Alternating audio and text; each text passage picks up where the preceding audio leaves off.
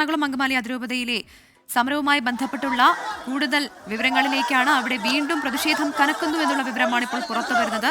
ജില്ലാ കളക്ടറുടെ അധ്യക്ഷതയിൽ നാളെ ചർച്ച നടക്കാനിരിക്കെ വീണ്ടും പ്രതിഷേധവുമായി പ്രതിഷേധക്കാരെത്തിയിരിക്കുന്നു. പോലീസ് സ്ഥാപിച്ച ബാരിക്കേഡ് ഇളക്കി മാറ്റുകയും ചെയ്തിട്ടുണ്ട്. ശ്യാംകുമാർ ചേരുന്നുണ്ട്. ശ്യാം, വീണ്ടും പ്രതിഷേധത്തിലേക്ക് കടക്കുന്നു എന്നുള്ളതാണോ? എന്താണ് നിലവിൽ സംഭവിക്കുന്നത്? നിലവിൽ ബിഷപ്പ് ഹൗസിലേക്ക് കടക്കാനുള്ള പ്രധാന കവാടം പോലീസ് ബാരിക്കേഡ് വെച്ച് തടഞ്ഞിരുന്നു. ഈ ബാരിക്കേഡ് പൊളിച്ച് അകത്തേക്ക് കടക്കാനുള്ള ശ്രമമാണ് നടക്കുന്നത്. അതിന് പുറമെ 30-ലധികം വൈദികരെ നേരത്തെ അറസ്റ്റ് ചെയ്യുമെന്ന് പോലീസ് പറഞ്ഞിരുന്നു. ആ വൈദികരെ അറസ്റ്റ് ചെയ്യണമെന്നുള്ളതാണ് ഇപ്പോൾ ഇവിടെ കൂടിയിരിക്കുന്ന വിശ്വാസികളുടെ ആവശ്യം. അത് നിലവിൽ ഇതുവരെ പോലീസ് അംഗീകരിച്ചിട്ടില്ല. പോലീസ് അവരെ അറസ്റ്റ് ചെയ്യാൻ തയ്യാറായിട്ടുമില്ല. ഏതായാലും വലിയ പ്രതിഷേധം വീണ്ടും ഉണ്ടാവുകയാണ്. നേരത്തെ സമരക്കാർ ഉന്നയിച്ച പ്രധാനപ്പെട്ട ആവശ്യങ്ങൾ സ്ഥിരീകരിക്കപ്പെട്ടതിന് പിന്നാലെ വൈദികരെ അറസ്റ്റ് ചെയ്യുമെന്ന് പോലീസ് അറിയിച്ചതായി അവർ പറഞ്ഞിരുന്നു. പക്ഷേ പോലീസ് അത് സ്ഥിരീകരിക്കുന്നില്ല. ഏതായാലും നിലവിൽ വീണ്ടും വിശ്വാസികൾ ബിഷപ്പ് ഹൗസിന്റെ വിവിധ ഭാഗങ്ങളിൽ തടിച്ചുകൂടുന്നു. അവിടെ പോലീസ് സ്ഥാപിച്ച ബാരിക്കേഡിന്റെ ഒരു ഭാഗം ഇളക്കി മാറ്റിയിരിക്കുന്നു. അകത്തേക്ക് കടക്കാനുള്ള ശ്രമങ്ങൾ നടക്കുന്നുണ്ട്. അവിടെയുള്ള പോലീസ് അത് തടയുകയും ചെയ്യുന്നുണ്ട്. ഏതായാലും വലിയ രീതിയിലുള്ള പ്രതിഷേധം സന്ധ്യയാകുന്നതോടുകൂടി വീണ്ടും ഉണ്ടാവുകയാണ്.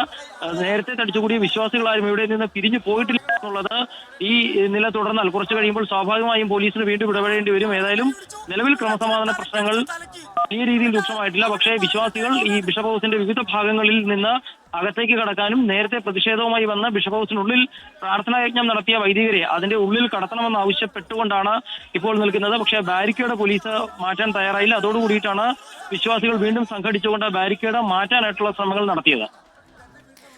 ശ്യാം, വൈദികരെ ഉൾപ്പെടെയാണ് ഇതിൽ പ്രതിഷേധത്തിനായി എത്തിയിരിക്കുന്നത്. 21 വൈദികർക്കെതിരെ നടപടി ഉണ്ടാകുമെന്നൊക്കെ സീറോ മലബാർ സഭ മുൻപ് അറിയിച്ചതുമാണ്. ഇപ്പോൾ ഈ സമരം അത് വീണ്ടും തുടരാൻ തന്നെ ഇവർ ഉറച്ച് തീരുമാനിച്ചിരിക്കുകയാണോ? ഇപ്പോൾ നാളെ ജില്ലാ കളക്ടറുടെ അധ്യക്ഷതയിൽ ചർച്ച നടക്കാനിരിക്കുകയാണല്ലോ.